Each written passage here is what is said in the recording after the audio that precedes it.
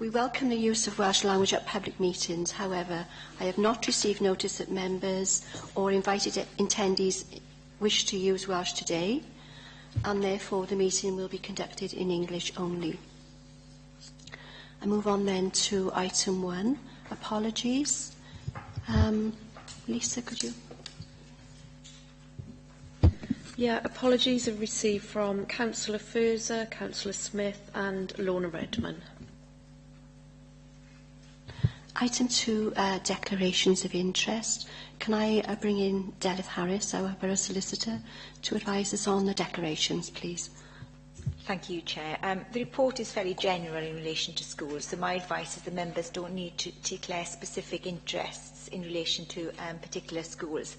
However, if during the course of any discussions you do focus on a particular school and you have an interest, then you may have need to decide whether you should be declaring a particular interest in relation to that school. For example, if you're a governor or have a relative who attends the school at that particular time. And that's the position. Thank you, Chair. Can we move on then to agenda item 3, minutes of the meeting held there on the 23rd of November. Okay. We have pages from page 3 to page 16. Would somebody like to move as a true record of the meeting? Thank you. Agenda item 4, the action sheet.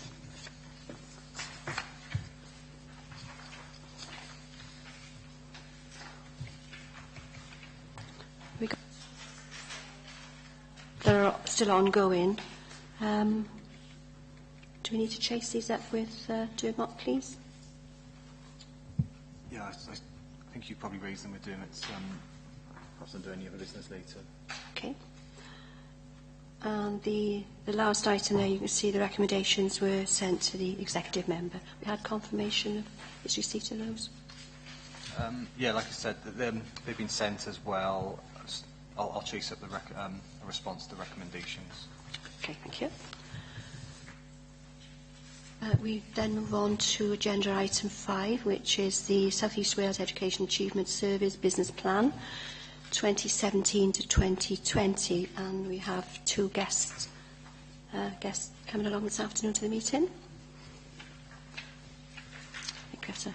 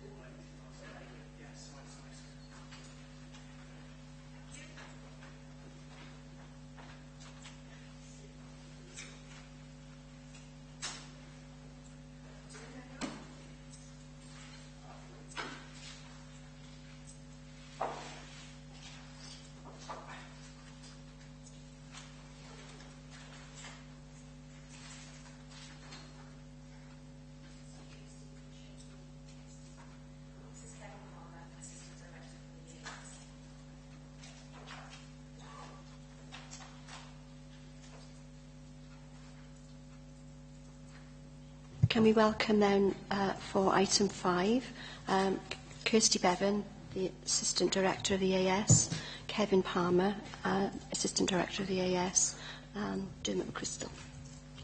Okay. The committee would perhaps like you to give a sort of 5-minute overview of the report, and then we have a list of questions that we'd like to go through with you. Thank you. Okay, no problem.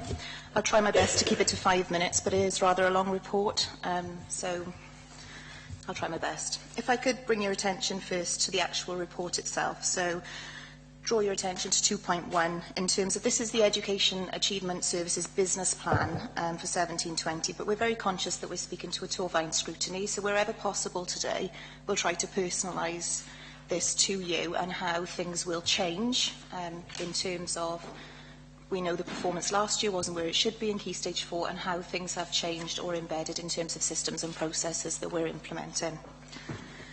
There are a number of documents attached to this which I'm not going to go through in detail, but just to bring your attention to. So we have the overall business plan, then you have the annex which has been co-constructed with the local authority, and there was also a review of last year's annex from November 2016 and detail on individual schools' performance at Key Stage 4. So I'm sure there will be questions around some of those reports later. In terms of 6.1, the business plan obviously sets out overall targets to be achieved by the EAS, but within the local authority annex there are individual targets for Torfaen, which I will come to shortly. As I've said, this is a regional plan on 7.1, but we will endeavour to talk about the Torfaen aspects of this plan in particular, and we'll talk about some of the systems and processes that we've refined, so strengthening quality assurance processes around progress towards targets, early transition from Schools Challenge Cymru, and the realignment of our work in secondary schools around our BIS team, our English and Maths advisors supporting our secondary schools and what that looks like. I'd also like you to draw your attention to 7.7. That details the annex work that we do with the local authority. So within your annex, you have your targets for Torfaen, but also you'll have your progress of schools causing concern, which will be reported regularly back through the local authority. Chair, we don't have a 7.7. There is no 7.7 on this report. Oh, apologies. There's a 7.7 on my report. So I'm not sure of the final draft. We didn't have a final draft that came through. We are very special. If I talk you through what 7.7 is, it might be a different number in your report. It starts with the business plan sets out the overall priorities. 7.6. There we are then, 7.6. There we are then, 7.6 talks about the detail within the annex. And 7.9, which is very important to draw your attention to, are the financial implications for the local authority and the financial arrangements for the core funding to the EAS, which you'll note on the table from the EAS as-is model in 2012 has decreased significantly over the last 3 years. I'll draw your attention as well to the risks before I go through the business plan, because we do have new qualifications this year, which Kevin will touch upon shortly. So there are risks around that in terms of what our outcomes potentially might look like at Key Stage 4 this year, because we're comparing two very different things. Okay? If I can move on to the business plan, which is Appendix A, this one.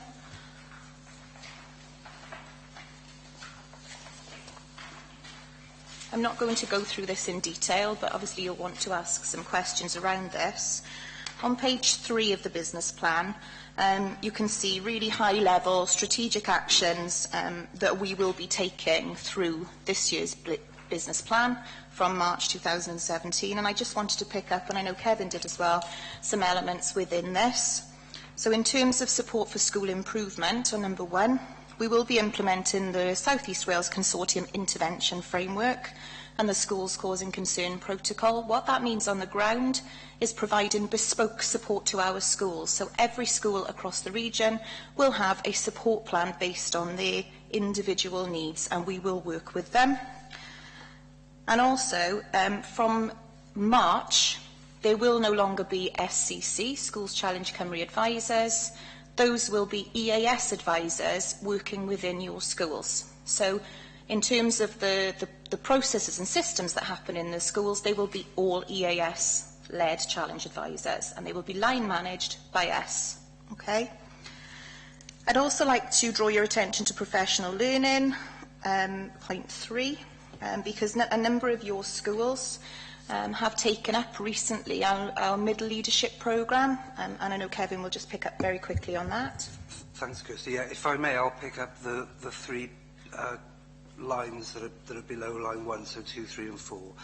And this is just to make you aware of the extent to which schools in Torfaen have taken up the offers that we've made available. So even this year and into planning for next year, all schools in Torfaen are taking advantage of the evidence-based approach to teaching work that we're doing with them, particularly for this year's year 11, so those young people doing GCSEs in the coming year, looking specifically at the design and implementation of revision support programmes, the design and implementation of intervention programmes for young people who are off target, particularly young people challenged by poverty who are off target, and looking at the role that families and parents can play in supporting young people in the lead up to the exams. This is one of the areas that evidence tells us families more challenged by poverty play less of a role in the preparation of young people for that critical exams experience that happens in the summertime.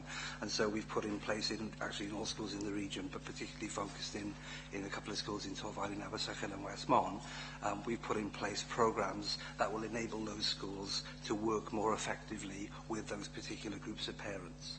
Under professional learning, I think Kirsty just touched on this, but again, just so you're aware, we devised a middle leadership programme that was aimed initially at heads of department for maths, science and English, but in fact in Cwmbran, Westmont and Abersychan, almost the entire middle leadership teams have taken up those programmes, and I know there was one, session 3 was in Cwmbran last night as it happened.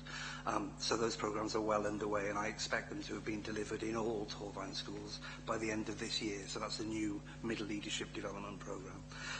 And then finally, under curriculum and assessment, and we can come back to the risks around maths and English in particular, but our maths and English teams are spending time, and I know Dermot just come from a school where one of my maths advisors, one of my English advisors, is talking to the improvement group about the specific interventions that we're putting in place with heads of department and practitioners in maths and English in particular to support them to improve for results in the coming year. Okay. If we can move on now to page 5, it just gives you a regional context for the EAS. And page 6 talks through our business planning process. I'm not going to draw your attention to that. Page 7 is interesting in that it gives you a picture of the original national model that was set up for regional working. So Kevin will spend, if that's okay, Chair, just 1 minute explaining this. Okay, yeah. Thanks. So the top diagram of the 2 diagrams is just a pictorial presentation of what the national model for regional working looks like. So the items that go around the inner circle, that's school improvement categorisation, data collection, school leadership and so on, those are all responsibilities that have been directed to the regional consortia by the national model. And for the first 2 years of its existence, that was pretty much what the regional service focused on. If you then look at the model down below that, you'll see there's additional work. I'll spend a little bit of time just unpacking 1 or 2 details. And those are additional services and responsibilities that have fallen into the region by virtue of Welsh Government's creation of new programmes and so on. So just by way of some examples, at midnight on the bottom diagram, you've got a thing called Successful Futures. That is the otherwise known as the Pioneer Programme. That's the programme for curriculum reform across the whole system and for the reform of ongoing teacher professional learning across the whole estate. So that's fallen to the region with responsibility to deliver using grant funding. We've mentioned GCSE, I'll go around to 1 o'clock on the diagram. We've mentioned GCSE Maths, English, Science. There's a recognition in Welsh Government of the extent to which risk is being created in the system by curriculum reform now, not just the long-term pioneer stuff, but immediate curriculum reform. And so there's grant funding to support development and improvement in that. There's the qualification the Welsh baccalaureate. That's a new qualification which is very different from traditional GCSEs. It counts as a GCSE and it's part of the measure, but its design is very different from any of the GCSEs that currently operate geography, history and so on in schools, and so there's a grant to support that. There's specific grant work, that's a CTG, Closing the Gap, now Equity and Wellbeing, so there's specific grant-funded work to support equity and well-being in the sense of reducing the impact of poverty on performance and attainment. Then Lead Creative Schools are schools that are funded by a joint project between Welsh Government and the Arts Council to increase the amount of creative learning and learning through creative activity that takes place in school. I think we've got about 65 schools across region on that programme now. Schools Challenge Cymru, you know about, work with LAC children, looked after children, is specifically focused on grants that are made available to support and enhance learning for those children because of other disadvantages that they face. And then finally, those three groups of letters, NPQH is the National Professional Qualification for Head Teachers, NQ2 is newly qualified teachers, and HLT are higher level teaching assistants. They're all roles within schools in the system that require specific qualifications. So there's a specific programme to support aspiring leaders in schools to become head teachers. We deliver that programme using grant funding from Welsh Government. There's a specific statutory responsibility in the system for newly qualified teachers to ensure they become qualified after a period of time in practice. Again, we support that programme, and the same for teaching assistants. Okay, thank you.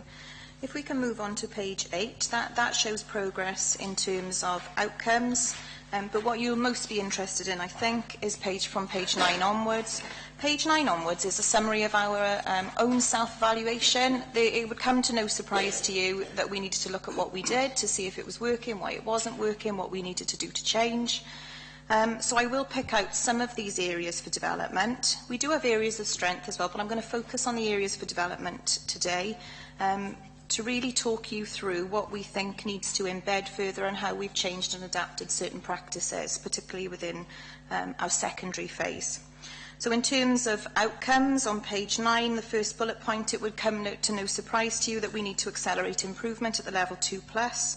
There is a however, and we'll talk about the risks around the new curriculum. We do need to reduce the variance and fluctuation between departments, between schools, between local authorities. And we need to improve our outcomes, particularly for our FSM learners across our region. On page 10, in terms of provision, and I will still focus on the areas for improvement at the bottom of that page, we do need to continue to improve the challenge and support for our schools by ensuring greater consistency in the work of all teams. In and across schools and local authorities leading to improved outcomes. We need to embed the use of these bespoke packages. We strongly feel that the way we provide bespoke support to schools is the right thing to do, and we need to embed that.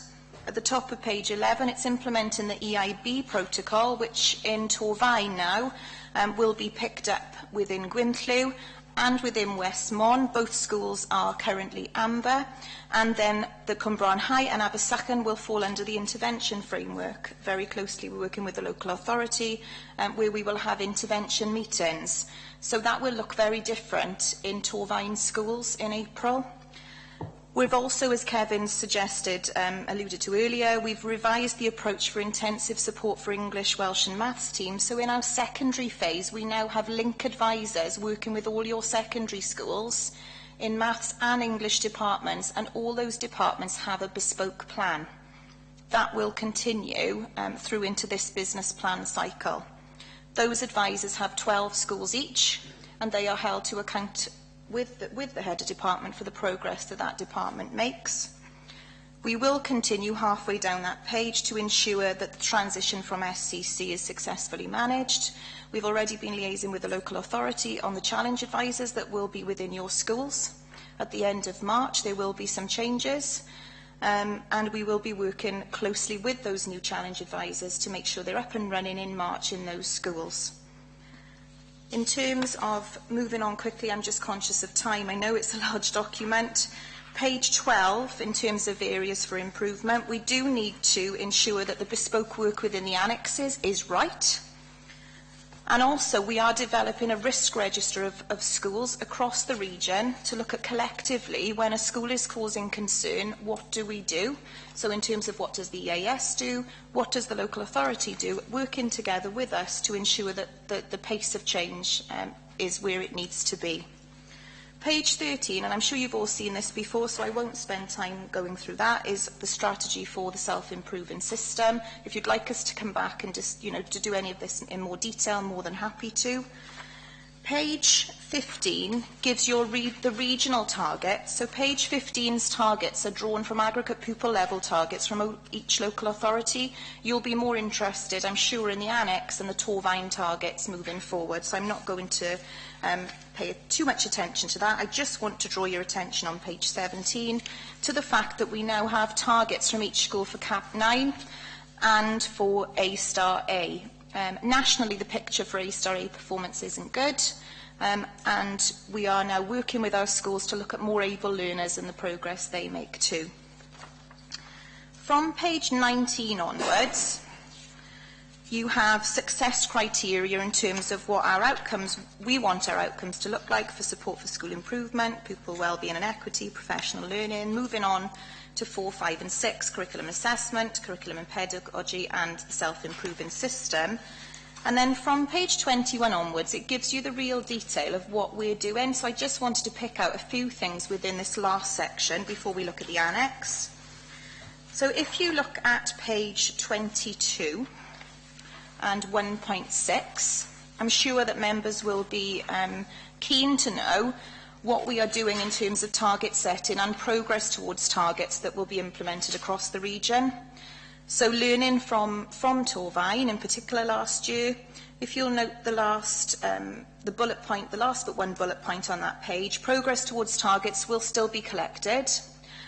December, March and June, and then the one underneath it, our English, Welsh and Maths advisors are now working with all our secondary schools to look at first-hand evidence within those departments, and if we do have concerns in that a school submits and says, we think we're on track, our English advisor or Maths advisor goes in and doesn't agree, then we have that communication now and that quality assurance of looking at first-hand evidence that we didn't have last year, particularly within our SCC schools. That is happening across the piece. 1.7 highlights the change from SCC, and then the plan goes into detail for each area, the actions that we will take. I would rather now move to the LA Annex, but would anybody like to ask any questions regarding that? Questions on that, members? No. Sorry, Councillor Rees. Wales Arts Council, is it? Which schools in Torfaen are part of that programme? Oh, I don't have the list. I'm sorry. I can make that list available to you. No, I think I'll have to go and get that for you.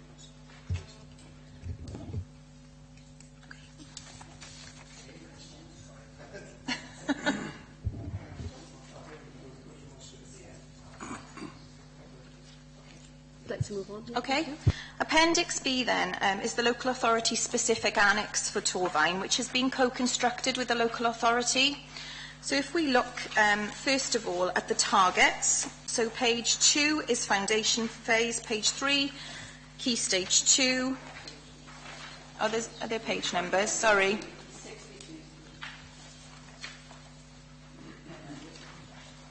Sorry, I think we're out of sync with page numbers. Apologies. But I'm sure we all are most focused today on page 5, which are your key stage 4, page 67 within your pack. Okay. So on the top left-hand corner, you'll see the targets for level 2 plus. So your actual result for 2016 was 53.5. And from aggregate pupil level targets, the target for this year is 58.3%. I think it is really worth alerting members during this meeting to the risks associated with the new GCSEs this year, and I think Kevin will come in at that point. Thanks, Kirsty. I don't know how much to assume you know about these changes, so forgive me if I if I do them as a kind of list, and then I can make sure I've got everything. So I'll just talk about sort of three phases. The first phase is the 2016 assessment year, where the main changes there have been that English and English literature are both still GCSEs, they're both still viable GCSEs, but only GCSE English language counts in the measure. So that has given a number of schools a challenge of registering success for their pupils through GCSE English Lit, which they've done in the past, and we're no longer able to do in the future. At the same time, a new GCSE, numeracy, was introduced alongside mathematics, so now learners do GCSE maths and numeracy, and either of those can count in the measure.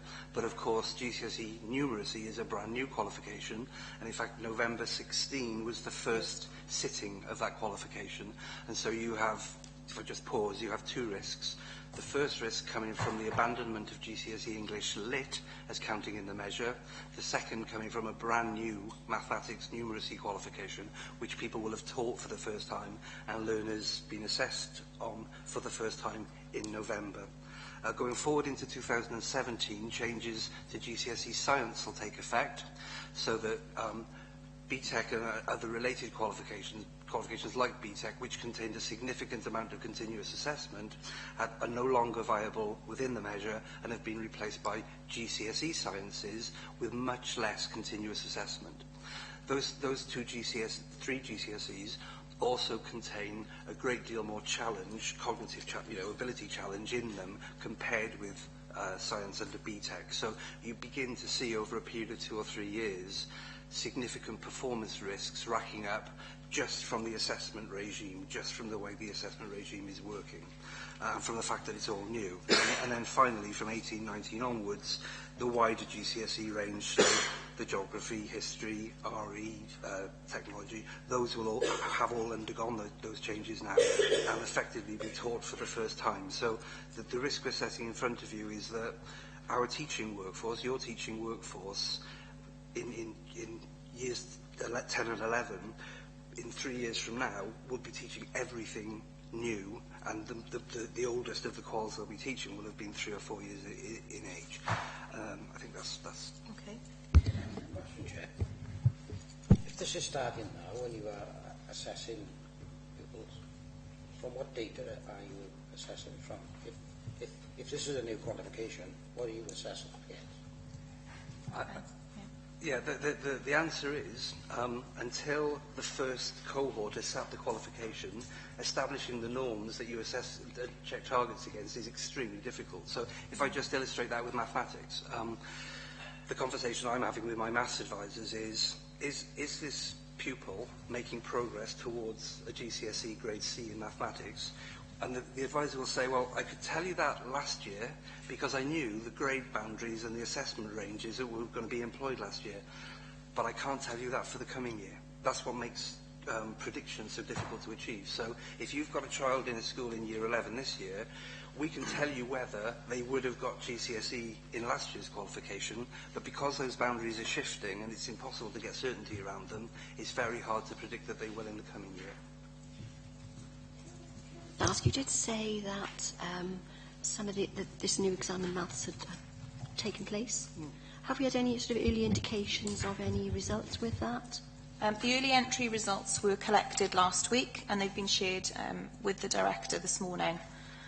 So in terms of percentages, I haven't got the paper in front of me, but it has been varied across the region and across Wales. And the average, I think, was 46.1 across Wales in terms of the pass rate, A to C. We've been analysing those numbers literally in the last 48 hours, and what we're finding is it's incredibly difficult to predict patterns from them because not all schools submitted all pupils for both qualifications. Yes.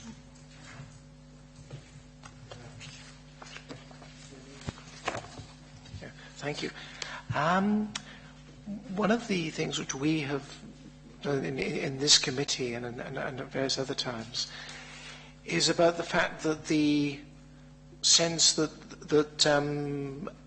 the teaching in the years leading up to the taking of those exams often is not a good preparation for that particular year, for the year 11 course. As I said, there's almost like firefighting and cramming and all the rest of it. And can we put our mind at rest that we might end up having to do the same again? Because the thing is that while we try to work on ensuring that we're not getting into that trap for the umpteenth time, that by this change of the course that we're going to get into it anyway because of these new courses. I think from our point of view, the focus will always be trying to make teaching at least good or better in all our classes, from when a child starts school at 3 to when they leave at 16.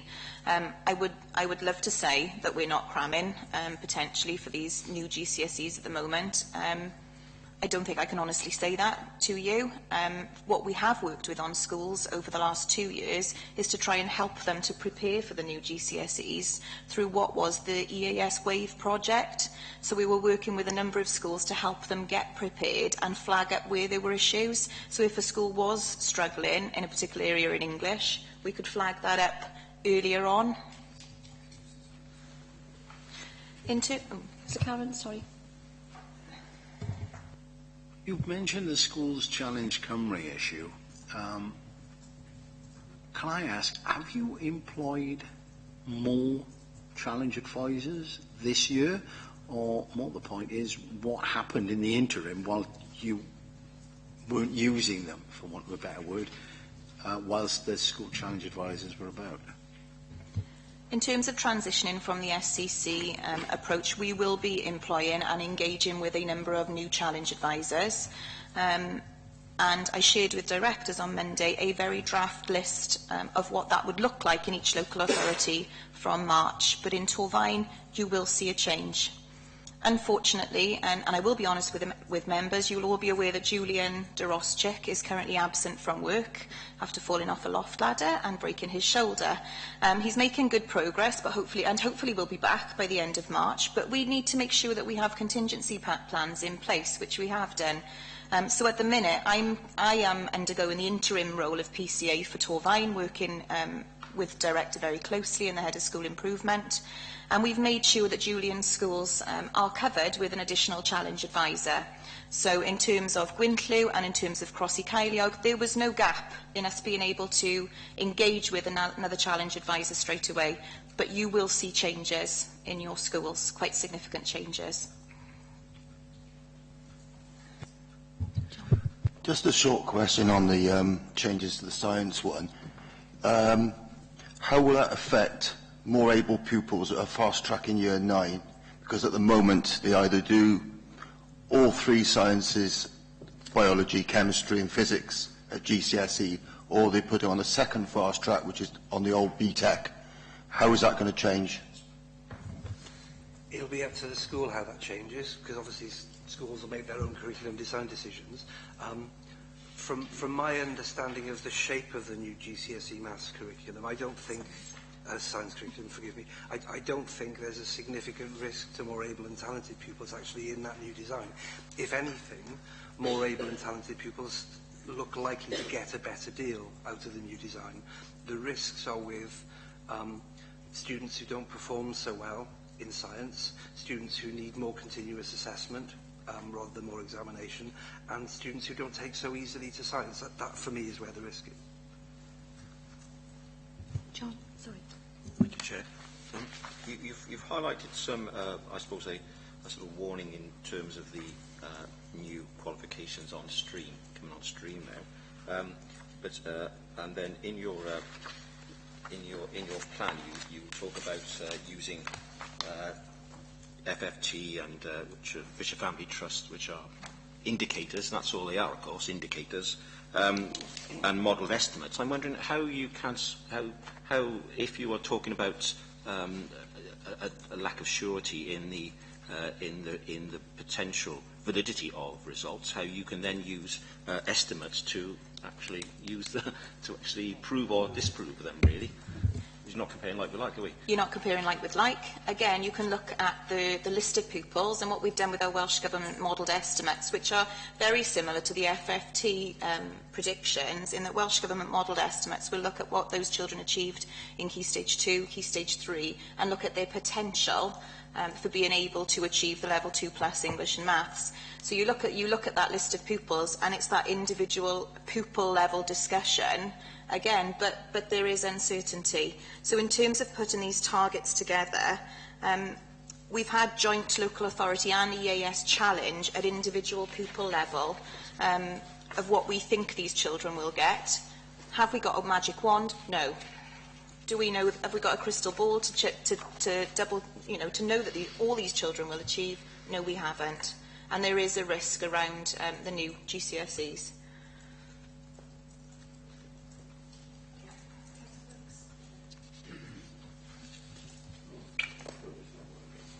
Sorry, I was on. Right then, okay. Listening to what has been said over the last few minutes, and these new examinations which are coming on stream, can somebody reassure me that this year's cohort that will be sitting those examinations, they seem to me to be somewhat disadvantaged. We are effectively covering our backs by that if it all goes pear-shaped, we warned you that it could. I'm not happy with that at all, quite frankly. I don't understand the idea of buying a dog and backing yourself. At the end of the day, I want some reassurance that with these new examinations coming out, that the children in all our schools, all of them, without any exception, have a good chance or opportunity to be able to pass this examination. Question I would ask, why is it all being changed if no one can give us any guarantees of what we should expect? Should we get to a stage where it doesn't work, where does it leave that cohort of children? The start to that and then pass back to Kirsty. We're in danger of looking at the examinations as being the be-all and end-all, and I know that's how we see them because that's what we get measured on. And Essen come in, they look at the basket of measures. Sorry, that's another change that's coming in. So they look at Level 2 Plus particularly, but that's changing as well because there'll be another range of measures that Eston and Welsh Government look at to gauge how well we're succeeding. And actually what we've focused on in this committee over the last 3 years, I think, is about how well do we know our children in schools and where they are throughout. Go back to the question about Key Stage 3, can we have reassurance that we're making progress? How well our schools are able to track the progress of individual learners and know that we're adding value to every single learner as we go along. Now, in the body of the report that you've got and in the body of the business plan, you'll see lots of work that's ongoing about making sure that we know exactly where those learners are, that we're validating what schools are doing, and we're supporting how they quality assure their own measures. Layers of quality assurance that the ES have added into this year, and Kevin and Kirsty have both spoken to that and given some examples. But will that then automatically lead to an increase in performance, particularly in the new examinations? I've just been with the head of English and Maths at Abersakin, and with the head there talking about, but we don't know what those grade boundaries are. We don't know really how that's going to work out. And the teachers in our schools, until they've just sat their first examinations in November in terms of math, that's the first experience of looking at, well, what does that mean? So there's still uncertainty. Now, like you, Councillor Brooks, I want to know every learner's getting a good deal and we're getting that value added from the EAS and from the resources that we're putting in directly, because Council spends £55 million or more in terms of school provision. But it's not the precise science yet that we'd like it to be. Why has it changed? Welsh Government have determined that we need to update and change the curriculum. There may be further curriculum changes because of successful futures after this range of change that we've talked about already today. So I think we're going to be going through a period over the next 5 to 6 years plus of successive change year on year, which will make gauging simply by looking at GCSE results, are we making progress or not, quite difficult indeed. That's beyond our control. So what's critical then, it comes back to, is can we have the systems in place to look at tracking individual learner progress over time and that's what we've really been investing our energy in over time. Sorry, so I don't know if questions. There's one issue. How many people had the telly on last night? Yeah. How many people had the telly on? Well, last night there was a programme. I didn't know it was on there. I was flicking, as you do, looking at the rubbish that's on there.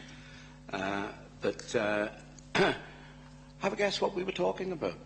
Examinations. Have a guess what we were talking about? The examinations that are being set where the questions in the examination paper are actually wrong. I would suggest myself that senior officers in EAS and in Torfaen County Borough Council go on to whatever it is called, player, this player, that player and all the other player, and replay what they were saying, because it was really quite frightening. Answers to questions published in examination papers, and I have to tell you, there were, I believe, was it 4 papers? Yeah, there were 90 mistakes there. And the number of mistakes in one particular group of examination papers, get ready for this one, was 90. I just sat there looking at it in disbelief. So Can I just check to you what that was, what that programme was, please? Yeah, it was on the one show. It was on the Welsh News, and then yeah, that's where it was. Chair, can I just ask what the question to us is? Because obviously the WJEC is a body beyond our control. We can take the message back, but if it's on the news, I suspect it's well and truly with the WJEC now. It turned out, I don't want to say this publicly, so I'm not going to say it, but there was something where it stood out there a little bit, and I'd rather you looked at where it stood out and make a judgment on it. Because at the end of the day, it doesn't fill you with confidence of what is going on when we are told now this afternoon that we can't have any assurance whatsoever as to what's going to happen with this year's cohort of young people. Yeah, we'll have something for next year's, but not for this year's. So they're going into things blind. Now, I do take up on board what Dermot has said, and about what we've done in the past about making sure the most important thing that we know every child in every school. And I appreciate that there's been leaps made in going there. But for me, it's not an unreasonable question to ask. I'm concerned about the ones that are there now, and as long as you can reassure me, and therefore reassuring everybody else, that this matter is, being dealt with, that's the answer we get. But that's the point I was making, Chair. Councillor Cameron, sorry, did you wish to come in? It's just more of the same, really.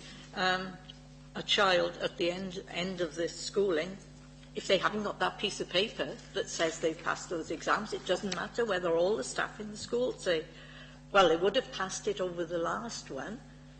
If they haven't got that qualification, too bad for them. And I'm afraid 5 years ago we were kind of talking like this. I've got a feeling that next year, this time next year, you may be still talking about it. I won't be, thankfully. But I don't feel we've progressed. We've just shambled along. I put it down a lot to the Welsh Assembly Government because I do feel they are panicking, they're reacting, they change something again, and they don't really give the education authorities and the schools chance to actually bed anything in. Just bring in Councillor Carrott and then John, and perhaps you could... Yeah, because it's on this subject, the changes of the curriculum. So, but basically, I can understand what you're telling me. You're saying that, and I'll pick a school at random. I better not pick Cross either. I'll pick a school at random and say Abersychan, right? You can look at last year's results and you can't compare them with next year's results. I can understand that, and that makes sense because the curriculum has changed. You'll be comparing apples with pears. But we still have the schools that the cohort of schools, the family of schools that they lay in. We still have the Torfaen results, we still have the Wales results, we still have the South East Wales results. So we will know as an authority how we're doing going forward, but you can't look back to last year's results and say, I mean, even if the results next year are much better than this year's, you can't say that they are better in the sense that you know, you're not comparing the two things. But we still have a comparator, and that comparator is all the other schools. You wish to go? Yes, quickly, Chair. I think the fact that people can't actually accurately prepare a revision booklet and some exam papers highlights the issues surrounding maths teaching for a number of years, isn't it? Because they're actually maths people, maths teachers actually preparing those. I mean, the cynic in me, though, suggests this is if it all goes pear-shaped, this is a get-out-of-jail card, isn't it, for everybody? And I am slightly concerned, really. Well, I just let's say like it is. So I'm just keen to find out really what, as you outlined, you know, that there is going to be difficult making comparisons. But like the Councillor says, we have got family data. So what actually, if there are concerns next year, what will you be concentrating on in terms of what will you be comparing? What will be your primary comparators, really? I think Councillor's point, if I pick up on it, is that we will be able to compare when outcomes are finally published, because we'll have Wales results, we'll have results from each local authority. But at this point in setting targets, it's difficult to predict. Jerry, can I just come back? It's important to hold on to. There is absolute data that we can look at the moment, and we actually have improved over time significantly. We've rehearsed that at this committee on a number of occasions. So we have moved forward. I don't want to take away from the achievements of those young people and those staff in schools who've really, you know, seen our overall performance improve. So that's important. This year's results on the early entry, which we've just done a quick sort of round robin on, because we wouldn't want to be saying that we're stressing those too much in any sense, because there's all sorts of caveats about these figures, because not all schools entered the same type of pupils and so on. But the overall figures for Wales was 46.1. This is early entry maths overall, so both papers. Yeah, either or, so yeah.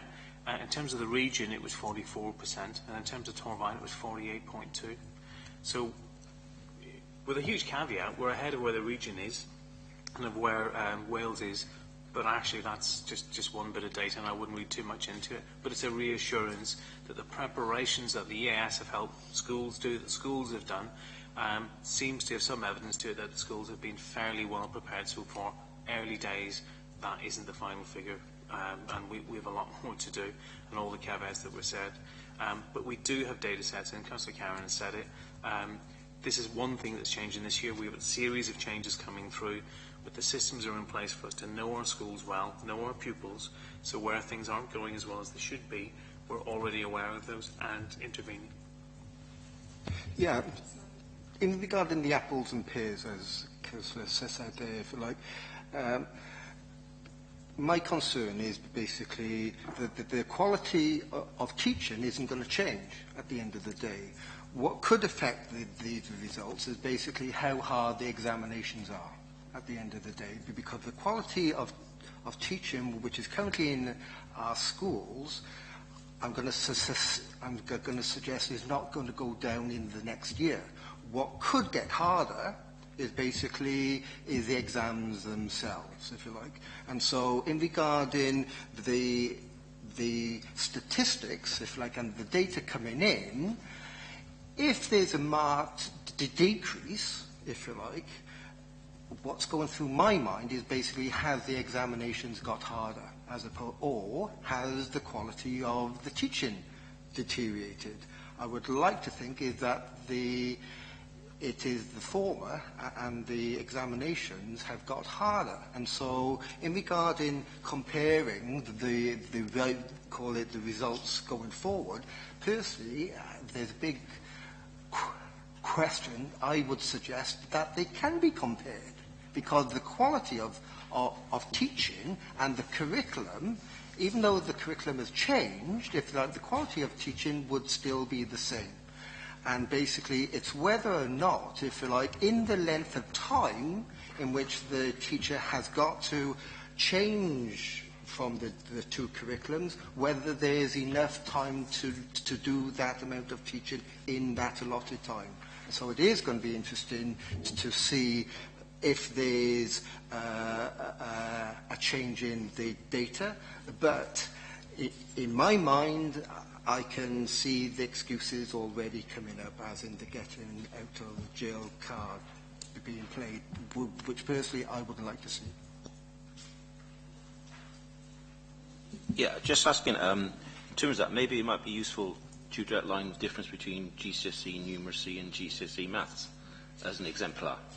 And because obviously those who are old enough in the tooth and maybe the cynics might suggest this is a reversion to a CSE O-level model again. I'm wondering whether you could maybe outline very briefly what, because there is a potential there, of course, for to game the system, isn't there? If it is tiered. I'm an English teacher. Yeah, I can give you a sense of that quite quickly. It's the difference between maths and numeracy is the difference between assessing how effectively a learner solves a mathematical problem, like calculate the area of a circle, that's maths. Numeracy is how effectively they select mathematics to solve real-world problems. So the assessment would not say, what's the area of a circle with a radius of 4 meters? It would say, how many tiles do you need if you're going to tile a circular wall that's 4 meters high? Now, what the student has to do then is figure out what the problem is and what the right maths is to solve the problem, then they solve the mathematical problem. So that's, in a nutshell, the whole paper differs in those two ways. The maths is, algebra is algebra, right? And the area of a circle doesn't change. But it's the way you find out which kind of maths you need to solve the problem that's being assessed.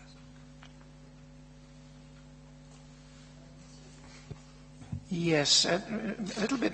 So maybe going out a little bit from Councillor Kemp's point. We're saying about Appendix D, which is the bit which talks about the problems that we had last year. And the thing is that with this new approach, is how do we know? Is that we're talking about? I mean, we're going to ask about changing practice in Torbine to ensure that what's happened there doesn't happen again. But the thing is now that we've got now that we seem to be almost going into a year zero approach, will we actually see how by doing by maybe working to it that we actually see the improvement, and can we show that we have seen the improvement? It does be, it's a bit chicken and egg, and the thing is that and again it's can we show that thanks to this has happened, or rather it hasn't happened. It does cause concern. I can completely understand your concern. I wouldn't be doing my job if I didn't come here and alert you to risks. I'm really not trying to make excuses. We are trying to give you the facts. We want Torvine to improve, and when we've got those benchmarks, we'll hopefully see that improvement. In terms of what's happening in schools, our advisors, in terms of our English and Maths teams, are constantly working with the school. They have bespoke support plans, and we're tracking progress towards those. So in terms of looking at pupil evidence, pupils' books, learning environments, we will be able to share with members the progress that those individual departments are making in terms of their bespoke plans. How that will translate into pupil outcomes, I don't know at this point in time. Sorry. The one area that you have outlined that's got me worried about comparators, because I've said what I've said about the overall results, we have something to compare it with, even if we can't compare it with last year's. But the one area where I think we're going to have a problem, and where there can be excuses made for the change in the curriculum, is the free school meals. Because you've already indicated that you think that the less able pupils are more likely to struggle with the new curriculums because it's no longer continuous assessment. Do you think we're going to have some sort of reasonable comparator for free school meals? closing the gap? I think if we go back to Dermot's earlier point, we're in a much better place now in knowing our individual learners within our schools. So constantly we're having conversations around our FSM learners, name by name, and how they are progressing. Are they in school? If they're not in school, what are we doing to address attendance issues, etc., etc. So in terms of an individual pupil performance, we're far more confident now in talking individual pupils and the progress they're making. And again, we'll have to wait for comparators at the end of this academic year in terms of our FSM performance compared to other local authorities and compared to Wales. But the focus is very much on those learners and the progress that they're making. Can I add to that? Because I think the point you made earlier on is the key point in that, is that although if we take the detailed example of moving away from the continuously assessed BTEC model to a terminally assessed GCSE model, we know pretty precisely what the impact of that is on schools that are more challenged by poverty. We look at our schools, we can see that. But in the end, we're going to compare those with the wider system. Okay? There's two things that are going to happen. We compare with the wider system, and that does give us meaningful data, you're right, and we will hold to account to that data. But we also, at the level of detail, look, as Dermot said earlier on, at what we're doing for individual pupils and what kind of practice is taking place in the classroom. That's the thing we've got our hands on, isn't it? That's the thing that we can help to shift and shape. So we can advise schools on forms of approach to these more challenging new assessment regimes that are more likely to succeed with pupils challenged by poverty. That's what we do. So again, just to give an example just of the school, I'm sure Absecon won't mind, but I'm always that's where I just come from. Looking at groups of pupils there as part of the Accelerated Improvement Board Schools Challenge Cymru, we were narrowing in on which pupils didn't get, just missed their C in the recent examination. Looking at the overlap of that with those who were looked after, those who have an attendance issue, those who are on free school meals, and the matrix then of all of those different factors impacting on individual pupils. So those are the typical discussions we're now having at a really sort of granular level with schools as part of our routine work. So whatever else is changing around us that we can't control, we don't get to set the examination papers, we don't get to determine what government are going to focus on or where they see the next change happening. But what we do control is what's happening, can influence and to some extent control is what's happening in individual schools. So that is absolutely happening in all of our secondary schools now in a way that absolutely wasn't before. So I still think we can have some confidence that whatever the outside issues are, we're really making sure we've got the best possible intervention for those learners. Just coming on that then, you mentioned in your presentation about support for schools to work with families. I just wondered, could you just explain what that work is and how you're going about that? What that involves is a briefing to the senior leadership team on the kinds of things we can do with parents who are less engaged with this year of learning and revision. So a briefing to the senior management team. Then we give them a presentation pack and a document pack that they can then use with parents. It includes things like study calendar, study diaries, exam dates, the do not forget stuff. For, oftentimes a student can be doing perfectly well on target until the middle of May, and they wake up and they don't have their phone turned on, or some practical stuff that happens that is more likely to happen to children where families are less engaged. So it's a presentation pack, a load of information, and then we work with the senior leadership team to have a parents' evening for parents to say, and they're happening in February, say in the next 10 weeks, these things are going to happen, and the best way you can help prepare your child for these things to happen is to provide such and such a resource. Secondary schools, is it? Yes, yeah. Have you got any sort of plans to do anything with the primary schools as well? We have on a similar vein? Yeah. We have a different approach to family and community engagement in primary schools because, of course, the whole environment is different, and families tend to be more engaged at the level of the school gate and being in school much more often than they are when they're older. But family and community engagement is much more about having the family engaged in the life of the school. I mean, you could talk about that, Kirsty, as a former primary head. It's about helping parents who are more challenged by poverty to understand what school is about, to sympathise with the agenda of school, to support children on a longer term basis. Sorry. Yes, to go on from that point, schools do not exist in a vacuum, and the pupils don't exist in a vacuum. There's a lot of stuff going out there, and a lot of that stuff that we hear about in this council and other committees that we're on. So, should our other partners part of this, such as other parts of this council, other parts of the council, outside organisations, health boards,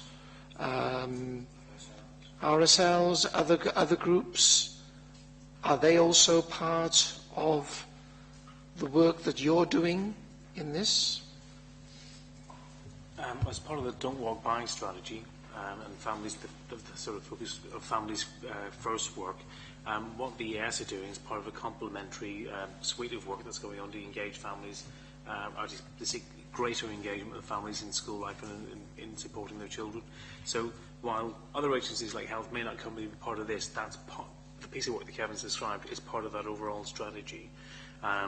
So that's the best answer I can give there. But there's obviously a wide raft of work that's going on to make sure that schools are as welcoming as they can be and engaged in multi-agency work with other agencies. So would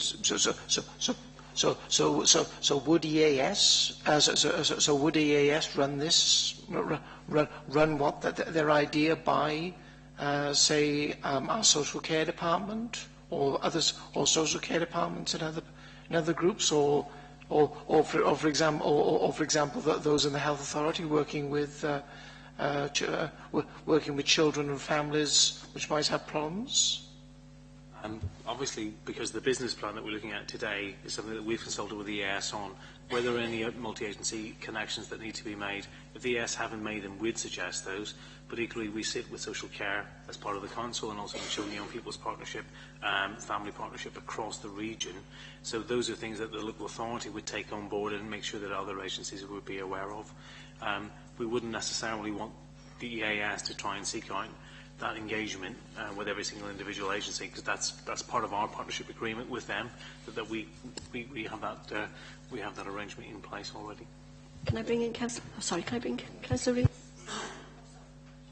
So very quickly, are all the EAS advisors in Torvine former head teachers? You mean the challenge advisors? I'm just trying to think, but off the top of my head, I'm 99% sure that yes, they have been primary or secondary head teachers. And is it primary for primary and secondary for secondary, or is it at the moment? Yes. That's not to say that the model might not change, and that we might learn from some very good practice from our primary challenge advisors or experienced head teachers that they could bring into the secondary phase. And that's the case then for the two schools you mentioned earlier on, I think was it Gwynthrew was one. Yes. So for, do you mean the schools that have just recently been picked up with new challenge advisors? Yes, the challenge advisor who's gone in there is an experienced head teacher of a secondary school, a very successful secondary school. Sorry. I just wanted to add on to what you're saying about family engagement, and brought the question up last night in the Resources Committee meeting. Is yes, there's a lot of work going on with these pupils in the school, and it's getting a lot better. But obviously parental engagement's got to be part of that process. But the problem is there's quite a few of those parents that, through their own experiences of education and everything else, find school a very intimidating environment. And I know this, we discussed this at my school last year, where we suggested the possibility of having meetings outside the school with these parents on a group basis, where concerns and the need for things like attendance, etc., all the key stuff can be discussed in a lot more informal way. My concern is that with the likes in this borough of Communities First playing a big part at the moment, which is finishing at the end of March, who's going to pick up those reins, and is there anything at borough level that's actually planned to help and assist in this? I think it's a key part of the process with these disengaged parents and the children who have got issues that need that extra support. Hope I put this in the right way. In terms of communities first, obviously Dave Congreve's looking at that and what happens next, and that might be an area of policy choice for Council to look at how it can use some of its resources, which I hope that will happen. So yeah, there is a real threat. Whether or not that happens in March or not now, I think is open for debate, because we're not quite clear with Welsh Government, I think, exactly when that may come to an end and when things are going to tail off. But in the meantime, you know, there are a range of things that obviously we're looking at. Some of this is still about, not just about taking parents out of schools, it's about making schools more welcoming to young people and to pupils and to parents. It was interesting, again, just talking to a school recently about one of the things they realised that helped them get almost a 1% improvement in their attendance rate was stop asking children, why are you late? Because it just puts you in a confrontation mode, and actually it's about welcoming people in and saying, glad you're here. Then later in the lesson, finding out, are you okay? Is everything all right? And just little techniques about actually still filling in the register, because that's a legal requirement, you've got to do that, but how you go about doing things.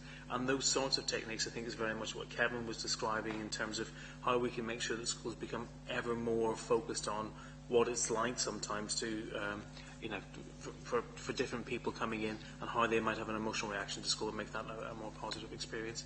So that's an important part of what we're doing. In terms of a whole council, I think that's something that we're actively looking at the moment. I can't give you the answer to that because I don't think council's actually reached a decision on it, but I know it's something I'm certainly sitting with Dave Congreve and other officers to look at how can we make sure that if there are gaps as a result of what's happening with Community First funding or other funding streams being reduced, that we can still reach out.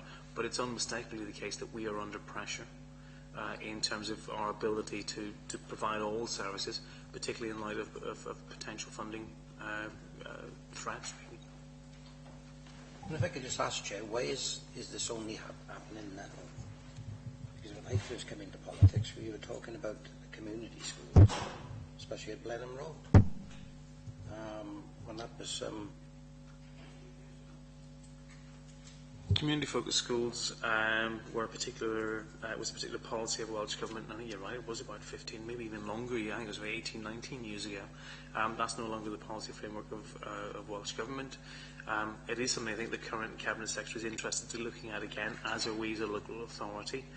Certainly the previous leader was very keen on that, and I think that's come up in discussion since the new leader's taking post. It's unfair to say that schools aren't community focused. I think all of our schools reach out to the community. Some schools are better at it than others, and some schools do it in different ways. What we don't have at the moment as a council, at a Welsh Government level, is a single focused policy to say this is what it should look like. So individual schools and governing bodies, and I'm sure most of you are actually on governing bodies, and you'll know this from those discussions, take their own view on what that should look like. At a personal level, I would like to see Council and Welsh Government determine what an effective community-focused school and level of engagement should be, and that we should actually be more directive with schools about where they should be operating within a range. That may not be a widely held view in Welsh Government, however. But all of our schools are engaging with families. We've heard from the ES about what they're doing to support that further, and we as a local authority are always encouraging schools to find new ways of reaching out. We know that's the way to get attendance improved. We know that's the way to get improvement in behaviour and reduce exclusions, and we know that's the way to actually get better outcomes in terms of standards as well. As a Cabinet, sorry to. It's easy to see from the number of red schools, amber schools, yellow schools, green schools, that as an EAS you're putting a lot more time and effort into the secondary levels, because there's a lot more red and amber schools in secondary than there are in primary.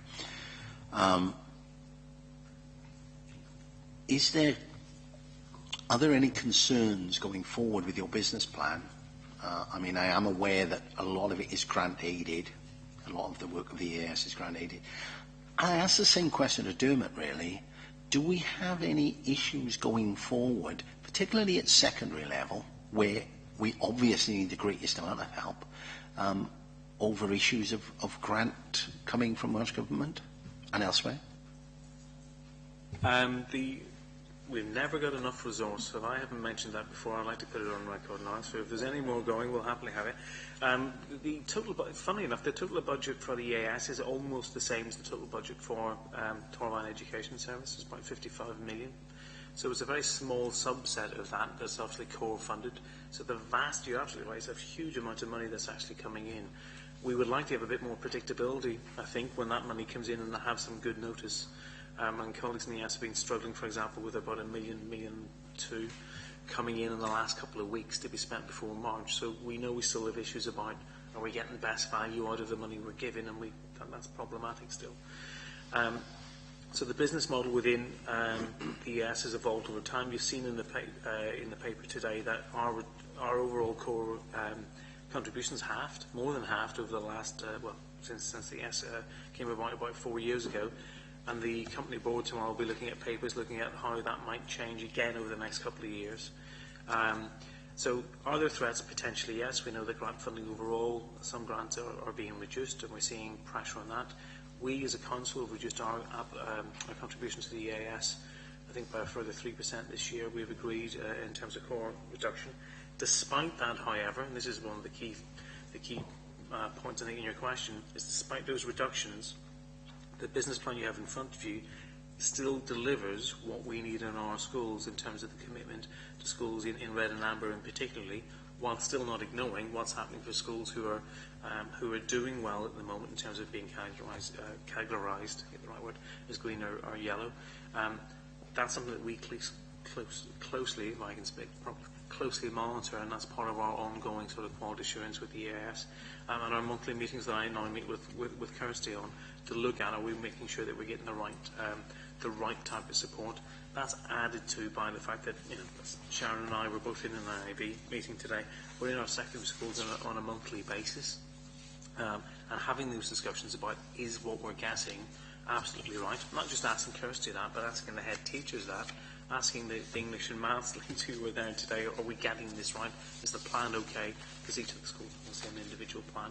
So the level of rigour and scrutiny is much greater now than it's been ever before. So the short answer is yes, I think we're still okay, but there's a risk there because you can only take out so much from a system, and not run a risk. The other risk then is about the demands on, I'll go back to page 7 on the document and the two wheels, the amount of demand that Welsh Government is putting on local authority officers, but particularly on the EAS officers, to come out to look at some of the new developments in terms of successful futures and the wheel that's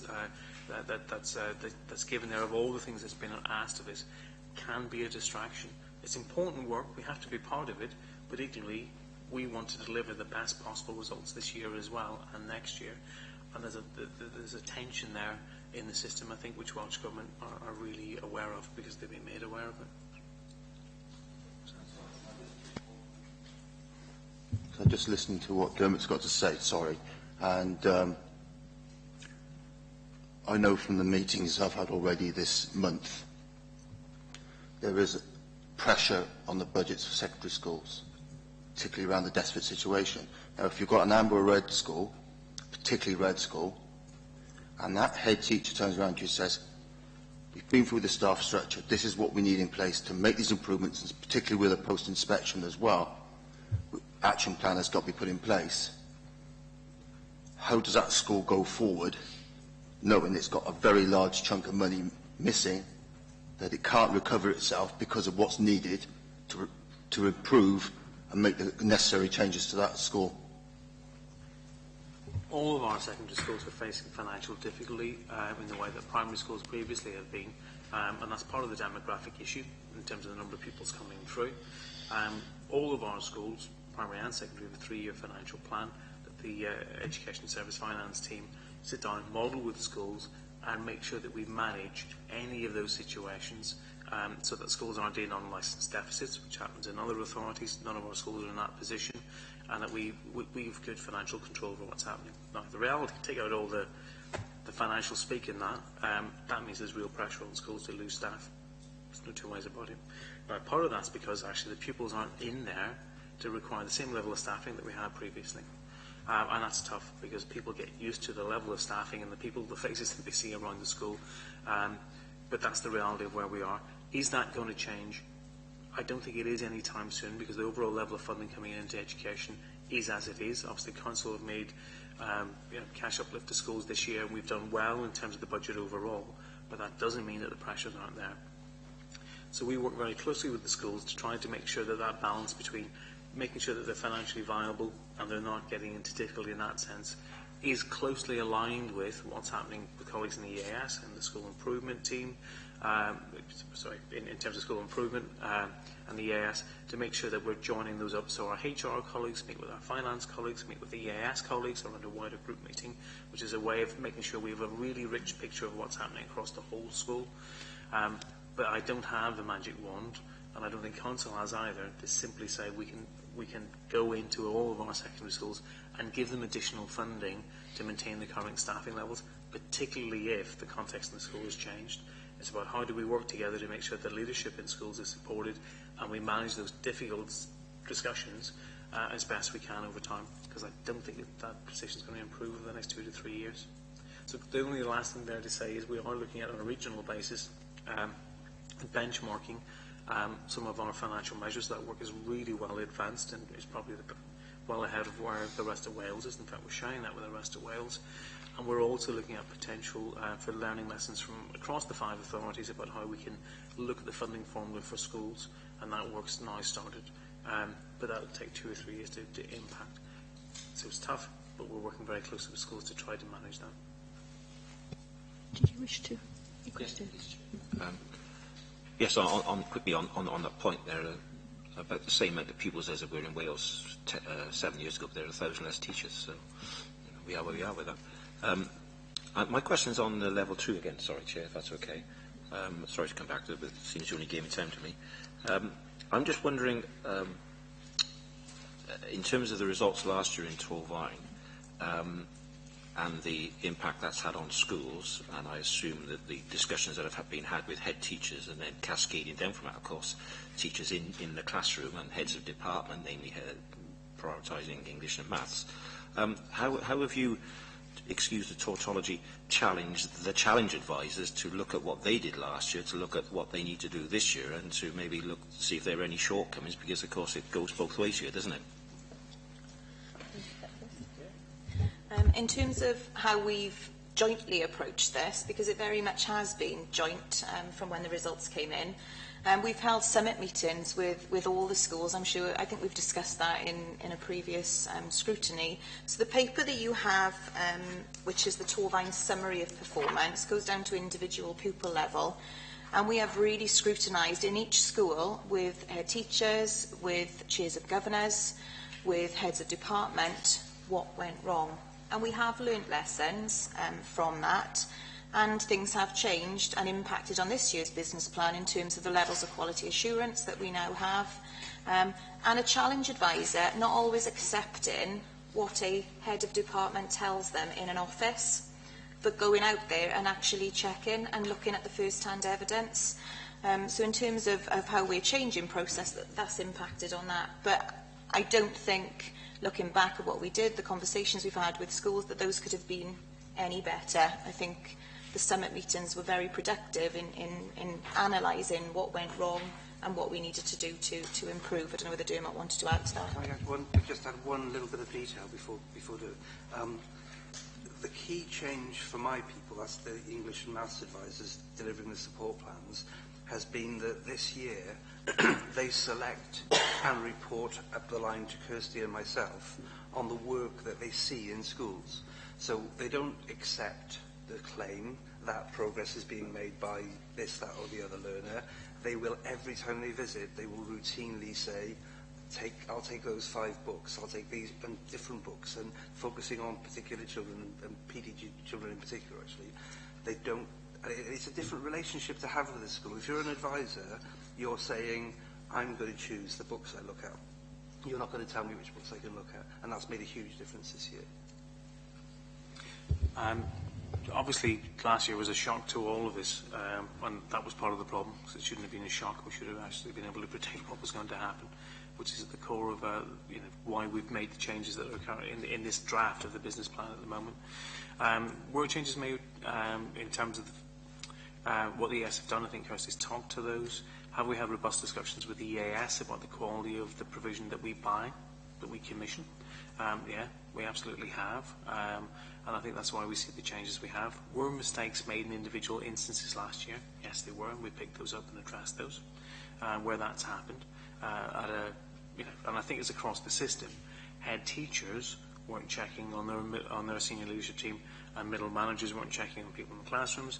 Well, could we have done more in terms of looking at the veracity of the information that we were given by heads? Yes. So all of that's been put in place. But the one thing to remember was we had 4 years of constant improvement up to that point last year.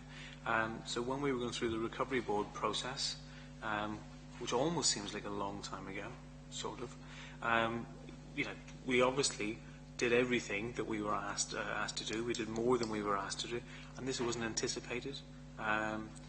Simply because we were being successful after success after success. So it was a salutary lesson in making sure that you always go back to the source, and that's what we've now done. So that's built into the system, and I think for me that's a really strong improvement on where we've been as a consortium and in our partnership with the EAS. Yeah, I'm just concerned that this doesn't end up down at the teachers at the chalk face. You know what I mean? Because it's easy, isn't it, to pass it down the line. Everybody passes it down the line, and if you go into schools, I'm in a school, I know the problems, I know the pressures, and if you keep on pressurising people with the target after target after target, they'll just work to the target, isn't it? This is the problem with targets. Of course, you end up working to a target. That doesn't make it any better. Sometimes it makes it worse. So I'm just concerned that we talk about a support role, okay, and not an inspectorial role, and that's critical to me. That this remains a partnership per se, and not because if people in the classroom feel as though that you are coming in and you are pressurising them, they're going to respond in a certain way. Hence, you may have questions then on the validity of the information you've been given, because it's a natural human response, isn't it, to do that? People want to please. So that defeats the object if there's not a nice conversation in terms of what is required, and that people feel more comfortable in your role within the classroom and what you do within the classroom. And that's something that I get as a union official all the time from colleagues in the classroom. The relationship is everything, and that's why the establishment of trust between challenge advisors and the head teachers and subject advisors, English and Maths advisors and teachers, that trust is of critical significance, that the teacher knows that if something is being challenged as a target, if practice is being suggested for improvement, that's a supportive activity. Right? And we monitor that kind of behaviour by our people very carefully.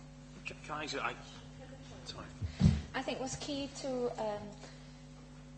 the relationships in schools and with the EAS is the roles and responsibilities, not only within schools, so that teachers are fully aware of roles and responsibilities, middle leaders, senior leadership teams, EAS and LA, so that that partnership can work, so there are no misunderstandings then, so that the right level of challenge is applied and the right level of support in accordance to the roles and responsibilities that individuals have within that system.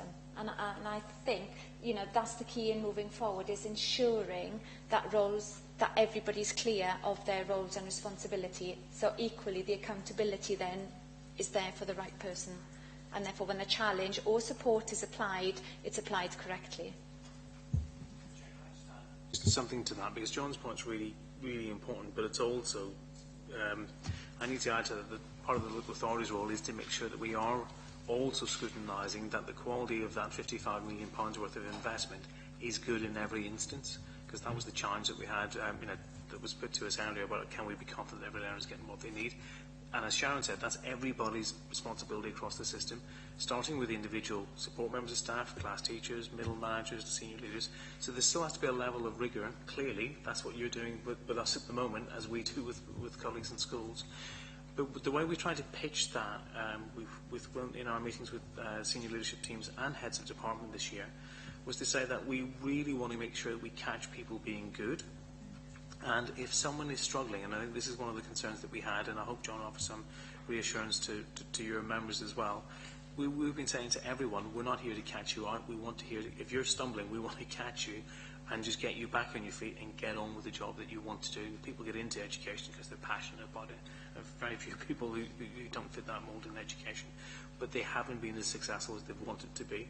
So our role as the local authority isn't to come at schools with a big stick and just beat them up because they haven't got what we want.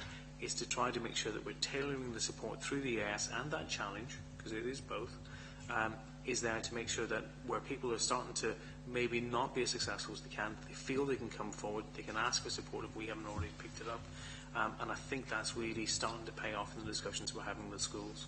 And I hope that is permeating its way all the way through the school system. So always welcome to hear feedback from trade union colleagues and from anyone about how we can improve that further. Sorry. Can I ask? We seem to be informed. We seem to be, if the statistics that I'm getting is, we seem to be narrowing the gap in Key Stage 2 and Key Stage 3, but in Key Stage 4, we do not seem to be narrowing the gap at all, both as a region and as a local authority. And if we are going to improve, and if we are going to improve year on year, it seems to me that that closing the gap is a vital part of the work of the EAS going forward. Now, I've seen what you've suggested doing in your document, but are you going to do anything more, if you like, in Torfaen? Because we seem to have a slightly bigger problem than some of the other areas in South East Wales. Are you going to do any more for us in Torfaen than you are in some other areas? Sorry, I keep forgetting that. The focus on narrowing the achievement gap for young people challenged by poverty is a focus across the whole of Wales, and we are acutely affected by it in South East Wales, and one or two of our local authorities are more acutely affected than others. Okay.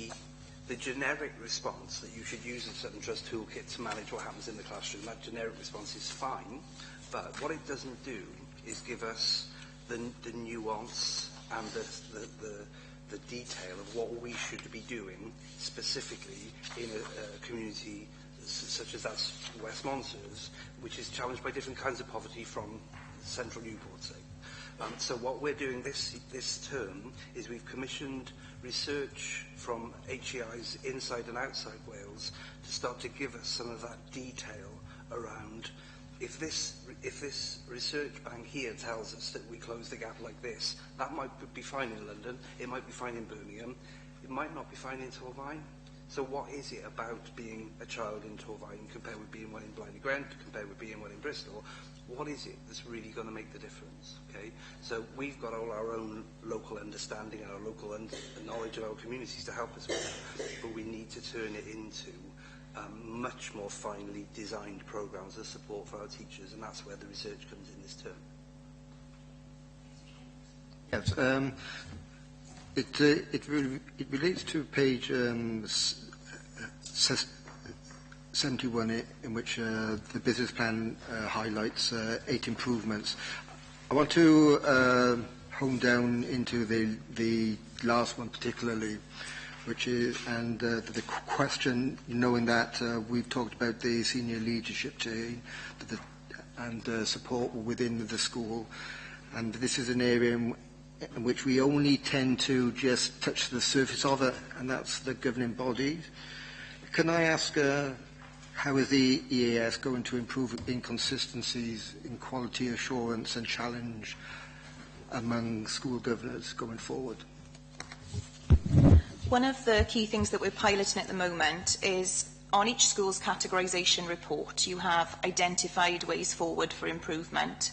And what our Governor Support Service are looking at is very much focusing on those areas for improvement for each individual school and supporting governors to ask the right questions to ensure that the school is focusing where it needs to be. So in terms of our Governor Support Service, and Kevin can talk in far more detail than me about that, the quality of information that we are supporting governing bodies with in terms of training, in terms of self-evaluation now, in terms of the categorisation and support in schools is getting better all the time. I think there's a new training app for governors being launched that's currently in a pilot phase. And probably, I'll just hand over to Kevin because he can give you the detail. Yeah, there's one thing in particular which is around the methodology for highlighting challenging governing body minutes. Some colleagues may have seen this.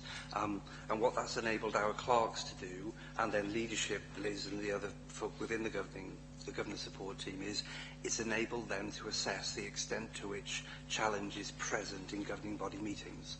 So historically, that's not been a great strength of governing bodies. So what we need to do is ensure that we see how that's going, how effectively that process is going, and that we equip governors to ask the right questions, understand that the answers they're getting are satisfactory answers or otherwise, and that they highlight that in governing body meetings. Now, it's fairly early days for that. I think it's about 6 months into that project. But I'm confident that that's going to make a significant difference to the way that we track challenge and understand the consistency of challenge across different governing bodies. Chair, it's important to note, obviously, the consultation on the Welsh Government consultation on governance and changes to governance support is still current. I think it doesn't close until next week. So some of the changes that may herald, I think, will certainly our contribution from the region has been that we welcome that consultation. There's a lot of positives there, and also looking at self-assessment toolkits for governors, which will look at then the role of governors in terms of providing challenge and support to the head and the senior leadership team are really important. So we've certainly fed back into that, and we wait to see the outcome of that sometime later in the probably in the summer, I would imagine. Councillor Yes, going back through the report into your we wrote as the high-level accountability criteria for the business plan 2017-18, which I believe is your page 19 of the main report, and the success criteria. The number 6, self-improving system. You say the regional self-improving system strategy is understood by most stakeholders. Is that good enough? Yeah, there's if I'll come back on that general picture of the self-improving system. Sorry to do that, but the position now, I think is fair to say, is that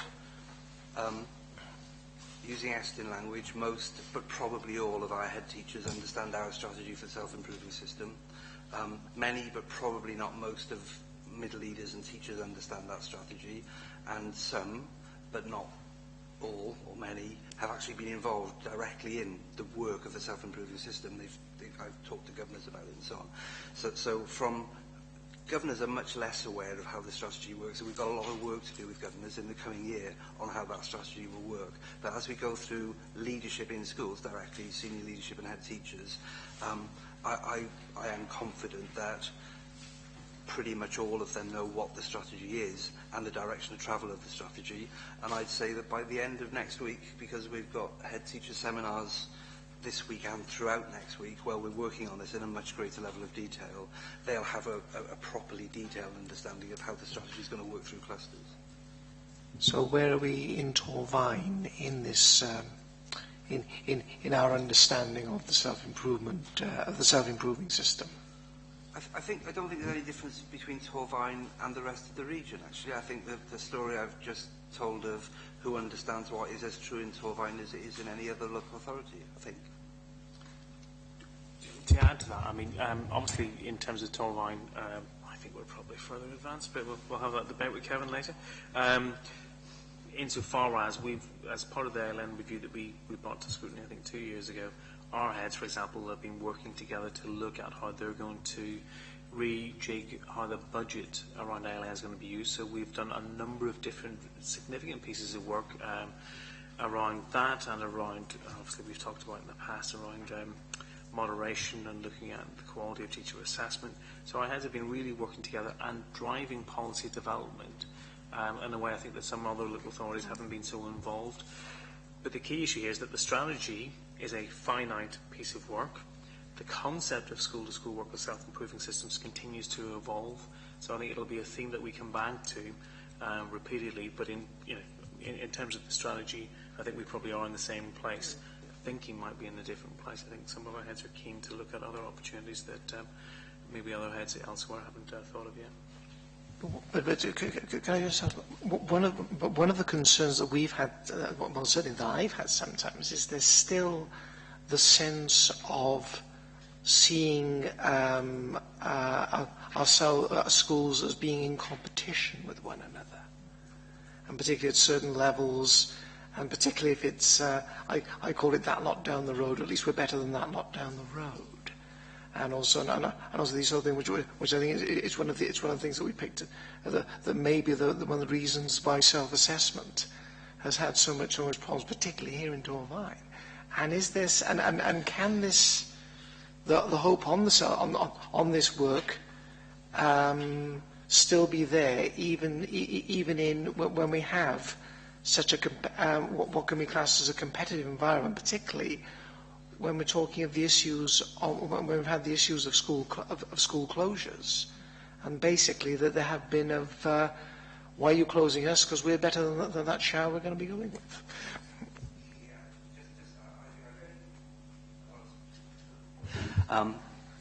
I think the self-improving system, as it's called, works better when all participants in the system understand that collaboration gets better results for everybody than competition does.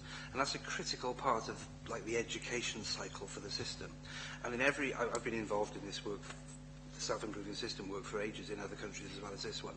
And the key trigger point in any system is when the key stakeholders and decision makers within a local authority or within a community of schools, if it's not a local authority, the key trigger point is when they understand that everybody's going to get better results by collaborating, and competition is, and it's not an ideological point, it's in the research. Collaboration is simply more effective, and it's what we spend quite a lot of our time talking about. Some things don't help, the economic situation doesn't help, some things around measures don't help, but you can have a conversation with a head teacher that says, actually, you will do better, your kids will do better when we collaborate more effectively as a self-improving system. Okay, I think we've probably exhausted our questions. Can I thank you very much for coming along this afternoon and answering such detailed questions. Thank you very much. Thank you. Chair, can I just say, in the minutes I noticed that I was due to give you a written update on the SEVD provision at Maindy, so which I'd missed. So I've brought the partnership agreement. If members would like an update on what's happening, I'll give you some information. And if you need anything else, but I'll just leave them here because I just noticed it in the minutes. Okay, thanks.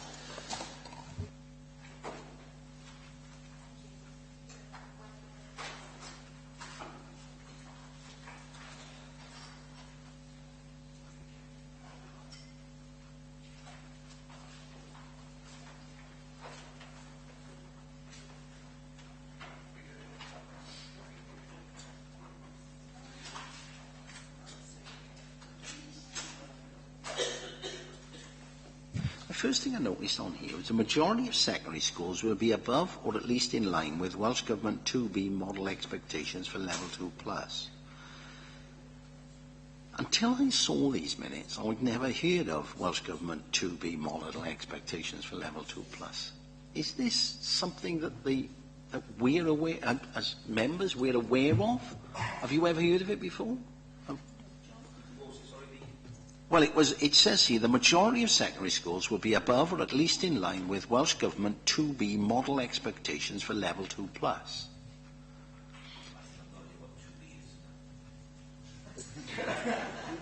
Well, this is. I suppose this is what I was asking. Should we? I mean, I should have brought this up in the meeting, I suppose, but yes, you have. This is my copy, but it's in yours. Trust me, it's a success criteria in yours. There it is in yours. It's on page 19, 43. 43, sorry. It's on 43. It's page 19 of the paper. And I just wondered that. I mean, it's okay to tell us it's above or below, but I think as a learning communities, we should have some sort of idea of what that means. Sorry. I think this is probably just wrapped up in a wider point of the language within the document perhaps not being suitable for for us, us to scrutinise without the in-depth education knowledge. I mean, we could pick on that example, but there's probably 10 or 20 more that we could pick up, and it's just, it is a document primarily, I believe, written for Welsh Government, but if we're going to be able to, if we need to scrutinise it, then we need to understand it, and perhaps in the future it's written in a different way. But we can certainly ask the question. When we see that is their number one in their success criteria, and I don't understand what that means I'm assuming that is some sort of thing in how many level 2, how the percentage of level 2, but yeah, but unless we know what that national target is, it's no good. I don't care whether we're above it or below it. If the national target is particularly low, then I'd like to have an idea where that target is. A comment that I want to make, which I've made in other committees, this is particular here. I believe myself that these reports should always be prepared relating to Torfaen. The rest of the information within the EAS region should formulate part of the report, but should be to the back end of the report if we need to refer to it. And we, in my opinion, should always focus upon the things in Torfaen and how it affects our schools. Because, quite frankly, at the end of the day, none of us are going to sit down and say that we don't care about other local authorities. Of course we care about them the same as anybody else, because last time I looked, a child that goes to a Torfaen school looks exactly the same as a child that goes to a school in Newport. They're all young people, and children should be treated alike. But at the end of the day, our focus and our responsibilities lie here, and our duties as representatives of the people is to ensure that we do the best for the people living in this borough. Now, what I find about these reports, and you will have heard me say this before, I'll say, is all of the jargon and all of the rest of that goes in there. And it has occurred this afternoon where Glyn just brought forward a point there now, which some people didn't think was in the report, but it was in the report. And I think that at the end of the day, that for me demonstrates where the problems are. And I think Tom referred to the way in which some parts of the report are written. And they're, if they are not understandable to the likes of ourselves, who sit, I've sat on this committee, for 5 years? And it would be very much inappropriate for me to turn around and say that I don't understand any of that. Of course you've got to understand it after that period of time. But it's the way the reports are presented to us. For me, I feel that we should have it done a little different. Chair, I would agree with what Councillor Brooks has said, but I think we need to go back in regarding specifically what we have programmed to scrutinise as such. And so if we are basically asked to scrutinise, if you like, the South East Wales Education Achievement Service Business Plan 2017-20, that's what we've got to be scrutinising at the end of the day. And so from the word get-go, we as a committee have got to look at specifically what we are asking for and what we are going to be scrutinising. I mean, we were obviously the main sort of vehicle, really, to look at this, to scrutinise it. But I do agree that maybe it could have been laid out in a better way for us. And I think Glyn has got an even simpler version of it there. So I think that's something, a lesson we'll learn. It's more colourful. It's more colourful. It's something that we can learn from, and perhaps we can ask the scrutiny team that when we have a very big detailed report like this that comes through again, that we particularly pull out the bits that we think should be want to know about, and then perhaps give the others more of a, a back page. But it is something that we need to look at.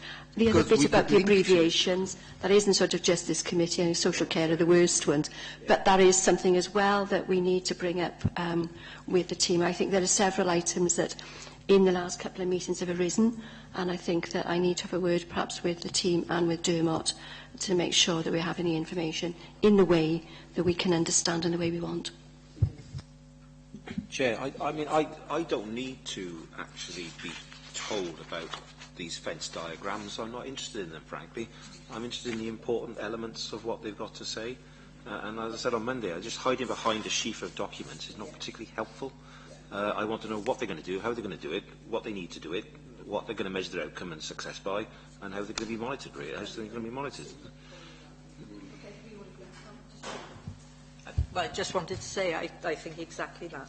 When we had the narrative, it was much more precise and it became clearer.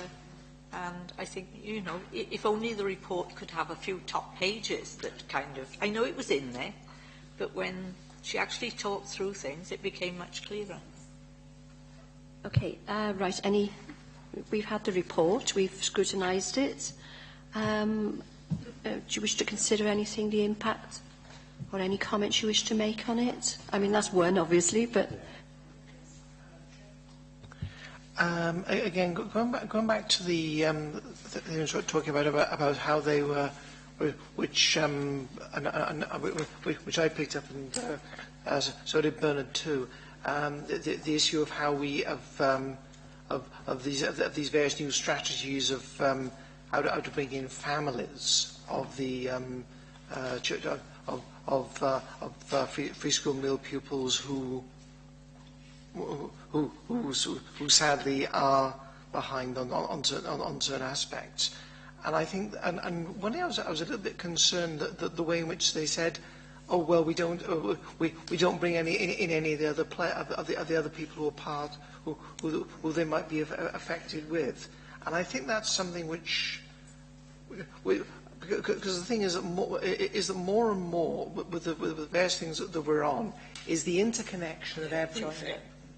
And I think that there seems to be a lack of, indeed, a wish to be connected to other parts, not of this council, of other council, because it is a regional organisation, maybe with other councils, plus other larger regional organisations which are part of this game, particularly our health board, and with the work that they are having to do with these young people, because as I said, nothing is by itself. It's issues such as of health issues, of poverty issues, and not just for the young people themselves, but within their family as well. And I think that was something which I think is missing. And as a much more of it does need much more. That they need to be part of a much more joined-up approach, particularly on this item, which is as you said, closing the gap. It's a very big issue, and the thing is that everyone is part of that, or part of that work. I think there's a lot of work that's going on with actually in the Children and Young People's Partnership Board and also on the Public Service Board. So the work is going on, but I do understand what the AS said, that they are focusing on the secondary schools for that. Okay. Yeah, it was just on that parental engagement process. It felt that what they're doing was a bit dry. Yes. It's kind of like a list of key dates and, make sure you... Okay, do we wish to make that one of our recommendations? Is something we could... It didn't feel as though they were really pulling in the hard to reach parents who may be instinctively slightly wary of schools, but I don't know. I'm not as close as it to some. I'm just going to, as I was saying earlier, I personally know someone who's in this, who's got an FSM child, and that parent hasn't got very much, who's saying, a very good educational background. So she does find engagement hard. But what the point I made at one of the school meetings from the Governor for was that we are blessed, especially at the top end of this valley, with so much resource in the way of venues to meet, sports clubs, working men's clubs, you name it, we've got it all.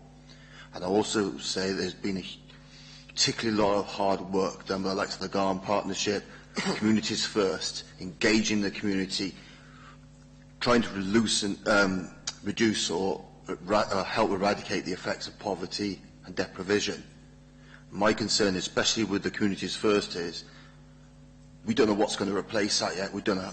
Is the council just going to cherry pick, the local authority just going to cherry pick off things that got a good, sorry being cynical, but a nice political profile? Or are they going to actually say, right, okay, this ties into that, we need to put something in place for that, etc., etc. Sorry, I hope I'm putting this the right way. But I really, going back to it, I think that phrase is very, very important, joined up thinking. We have got a lot of passionate residents at this valley, and I think the amount of associations and venues we've got really strengthens that, and I think it's got to be another tool in the toolbox. It's particularly with deprivation and children at risk. Comments that we'd like to make to obviously the scrutiny, or any comments on the report, Pam? Sorry. I think it's been a bit of a shock, although I say we know things keep changing, but it's a bit worrying to think that we have really got a year where it's going to be wait and see what happens. I don't know how we're going to put that into it, but I didn't feel that the questions that were raised were really answered very well. It was sort of, oh, well, we don't know, we can't compare, and I think that is quite worrying. Risk, didn't they? Point. Yeah, just to say, I mean, I'm looking at the business plan, right? I mean, it's, you know, they talk about improving leadership, teaching and learning to secure sustained improvement, increase the pace of improvement for groups of learners across the region, particularly free school meals and more able. It's all very well and good, but I think if our schools are going to improve, I think those two particular groups, that's the free school meals and the more able learners, need. We're never going to improve education in Wales. We're never going to get a pile of green secondary schools unless we close that free school meals gap. It's never going to happen. So it is my opinion that I think we should actually say that whilst we approve the plan, we feel that there needs to be more focus on that particular group, the free school meals and the more able learners, particularly in Key Stage 4, which is where we are failing, because Key Stage 2, we're closing the gap. This is where I've got some of my doubts, mine, because you look at the primary sector, and it seems to be doing very well. We're focusing very heavily, or the EAS is focusing very heavily on the secondary sector, because the secondary sector is not improving.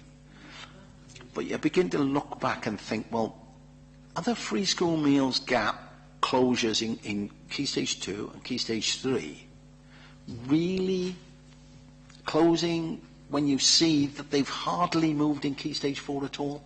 So I think there needs to be a particular focus on Key Stage 4, free school meals and more able learners within the business plan. He did say something about some research that they were looking at, so perhaps we should ask for some more detail on that, or when that... Yeah, I know they're working with 3 universities. I picked this up on Monday. I know that they're working with 3 universities in order to get research from them specific to this area of South Wales to try and focus in on free school meals. But I think, you know, we really do. This is an area, I think, where the business plan needs to focus. So we can put that down still.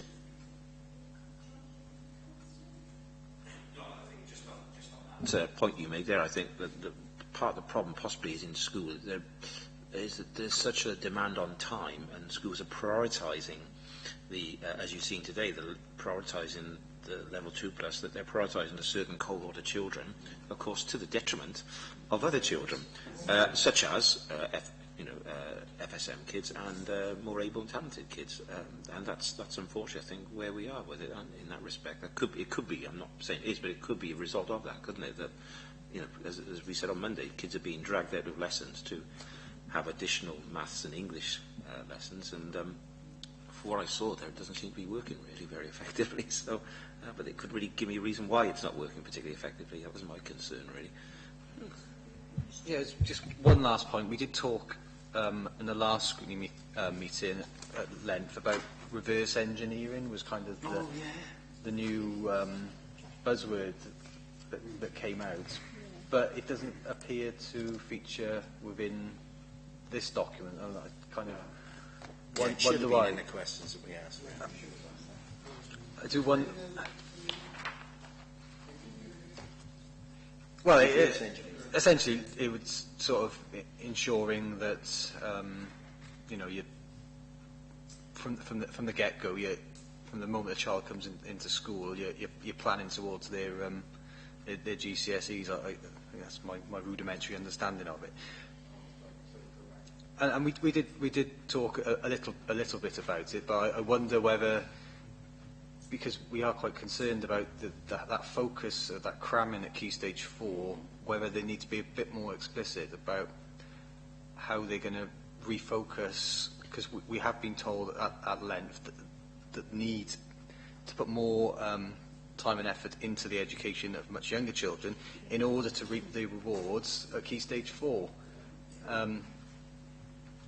You know, the difficulty with it is that the own admission is putting more into secondary than they are into primary. And you can understand that because there's less red schools, there's less amber schools, there's more yellow schools and more green schools. Problem is there, of course, is that because of the results last year, I think it's going to be worse, isn't it? Because they're focusing all their attention now on a certain cohort of children in Year 10 and Year 11, aren't they? And especially because of the changes in the curriculum.